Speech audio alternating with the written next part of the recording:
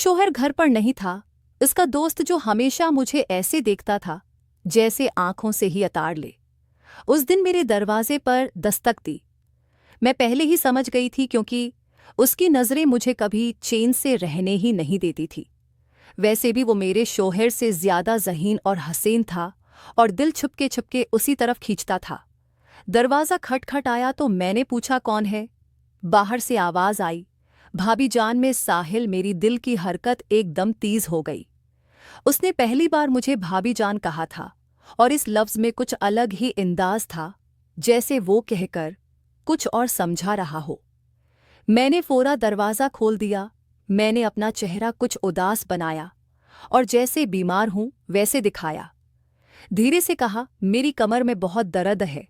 साहिल ने हंसी दबाकर जवाब दिया, अगर आप चाहो तो मैं बाम लगा देता हूं, दर्द जल्दी ठीक हो जाएगा। उसकी बात सुनकर मेरी सांस फंस गई। मैं जानती थी वो असल में क्या कह रहा है, लेकिन दिल मेरा भी तो वही चाहता था।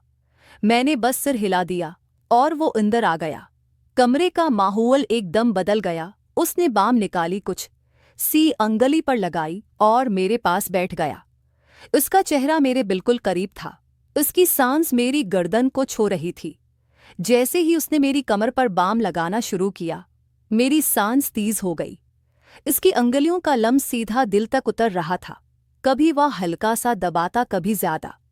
मैंने पलकें बंद कर ली और अपने हिंट काट लिए। साहिल धीरे से बोला, बाबी जान, लगता है बाम अपना काम कर रहा है। उसकी मुस्कान, उसकी नजरें सब मेरे काबू से बाहर कर रही थी। मैं चुप थी, लेकिन इंदर से पूरा जिस्म हिल रहा था। उसकी अंगुली कभी कुछ नीचे चली जाती, कभी कुछ ऊपर। मैंने उसके हाथ को रोकना चाहा पर रोक नहीं पाई। कमरे में सिर्फ मेरी सांस की आवाज सुनाई दे रही थी। साहिल और करीब आया और धीरे से बोला, मैं जानता हूं आप भी यही चाहती हो, बस एक बार कह दीजिए। मैंने उसकी तरफ देखा। उसकी आंखों में वही भूख थी जो मैं पहले भी महसूस करती थी। मैं कुछ नहीं बोली, सिर्फ आंखें झुका ली। उसने बाम साइड टेबल पर रखा और पास आ गया। अब हम दोनों के बीच सिर्फ एक कदम की दूरी थी। मेरी अंगुली उसके हाथ से जा लगी और मुझे लगा जैसे करनत लग गया हो। मैंने धीरे से कहा, साहिल। उसने मुस्कुराते हुए जवाब दिया, बस भाभी जान, अब मैं समझ गया। कमरे की हवा गर्म हो गई। दरवाज़ा बंद था, शोहर घर पर नहीं था और मैं और साहिल एक ऐसे मोड़ पर थे जहां से लौटना मुश्किल था। साहिल ने बाम साइड पर रखा और सीधा मेरी आंखों में देखने लगा। उसकी नजरें ऐसी थी जैसे पूरा जिस्म देख रही हूं। मैं चुप थी, बस होनेट काटती रही। उसने धीरे से कहा, भाभी जान, आप बोलती क्यों नहीं? आपके चेहरे पर सब लिखा है। मेरे लिए संभलना मुश्किल हो रहा था। मेरा दिल तेज हो रहा था। मैंने बस अपना दुपट्टा कुछ और संभाला और पलटकर उसे देखने लगी। वह धीरे से करीब आया। उसके हाथ मेरी कमर पर रख गए। मैं एक पल को सख्त हो गई, पर अगले ही पल मैंने अपनी आंखें बंद कर ली, जैसे मैं भी तैयार हो चुकी थी। साहिल ने हल्की सी हंसी के साथ कहा, अभी दर्द कम करना है या साय और ज्यादा करना है? मेरे होंठों पर हल्का सा तबस्सुम आया, लेकिन मैंने कुछ नहीं बोला। उसकी आवाज़, इसका लम्स, सब कुछ मेरे अंदर घूम रहा था। कमरे में सिर्फ लैंप की हल्की रोशनी थी। इस रोशनी में उसका चेहरा और ज्यादा साफ लग रहा था। मैं उसके एक एक हरकत को महसूस कर रही थी। जब उसने अपने दोनों हाथ मेरी कमर पर रखे तो मैंने अपनी सांस अंदर खींच ली। मैंने धीरे से कहा, साहिल, और उसने बिना देर की जवाब दिया, बस भाभी जान, में यही था आपके लिए। मुझे लगा जैसे सब कुछ वही रख गया हो। उसका हाथ धीरे धीरे नीचे की तरफ जा रहा था और मेरा जिस्म अपने आप नरम होता जा रहा था। मैंने उसका हाथ थामकर रोकना चाहा पर इंदर से रुकी ही नहीं। उसने अपना चेहरा इतना पास कर लिया कि मैं उसकी सांस महसूस कर रही थी। मेरी आंखों के सामने सिर्फ उसका चेहरा था। उसकी मुस्कान जैसे मुझे कह रही हो, अब तो तुम मेरी हो।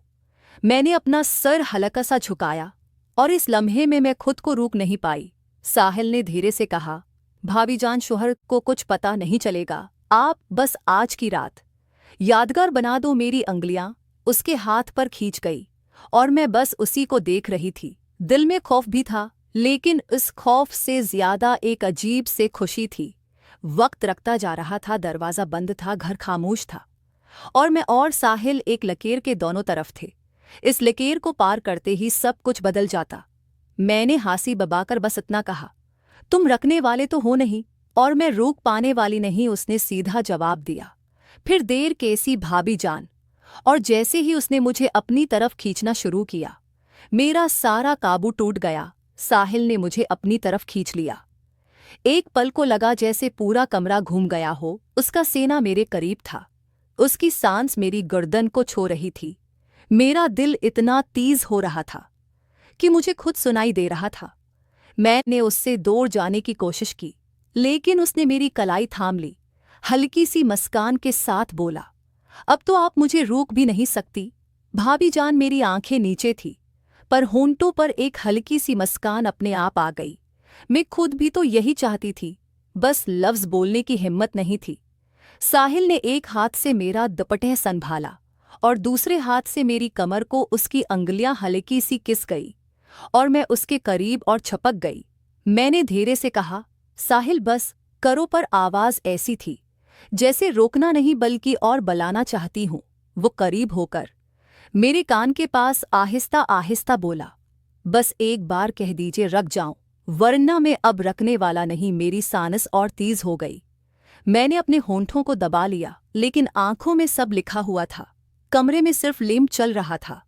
इस रोशनी में उसके चेहरे की हर लकीर और तेज लग रही थी। उसकी नजरें मेरी आंखों से जाकर होंठों पर रख गई। मैंने पलटकर उसकी तरफ देखा और बस इतना कहा, तुम्हें समझने के लिए मुझे कहना नहीं पड़ता। ये सुनकर साहिल ने एक